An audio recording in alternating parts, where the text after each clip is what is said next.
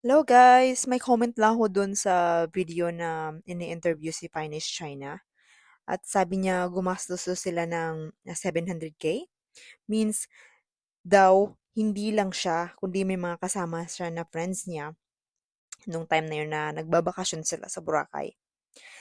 May sa mga issue ngayon na scammer daw siya kasi nagpapanggap siyang mayaman pero hindi pala daw at gusto niya lang humakot ng views at magpapansin. At may malala pang nag-comment na nagsabi na epekto daw yan ng childhood trauma niya tungkol dun sa pananakit ng stepdad niya sa nanay niya nung nasa Hawaii pa sila.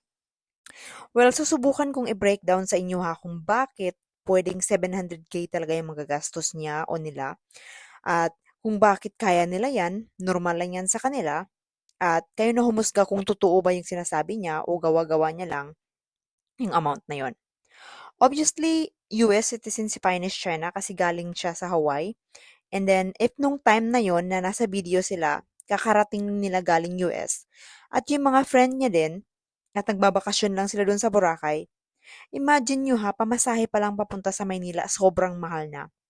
Example, based on my personal experience, pag uuwi kami ng asawa ko, babagsak talaga kami ng 165K kaagad. Pamasahe lang yan namin back and forth. Tapos mag-Airbnb pa kami sa Maynila, let's say 35K for 7 days. 100K para sa mga kain dyan at kain doon, konting shopping. Tapos uuwi kami ng Davao, panibagong 50K yan para sa Airbnb. At kasi yung sa asawa ko, ayaw niya matulog sa bukid kasi wala daw internet doon. Kaya pumupunta lang kami doon ng daytime. Tapos magre-rent pa kami ng car kasi may mga pinupuntahan kami minsan na medyo malayo. Tapos good na yun for 35 days.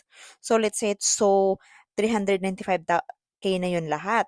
So hindi pa kasali yung pupunta sa Samal, punta sa Mati, kain doon, konting pasalubong sa mga pamangkin ko sa probinsya, konting gala, tapos punta sa Rojas Night Market minsan.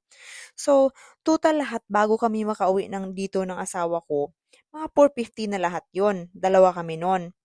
Kaya tungkol dun sa mga issue na scammer siya, para sa akin kaya niya magbigay siguro. Pero may hangganan. Kasi nga pinaghirapan nila ng nanay niya yung pera nila at siguro limit lang talaga kung sino siguro yung gusto nilang tutulungan. Yun lang po. Thank you guys sa pakikinig nyo.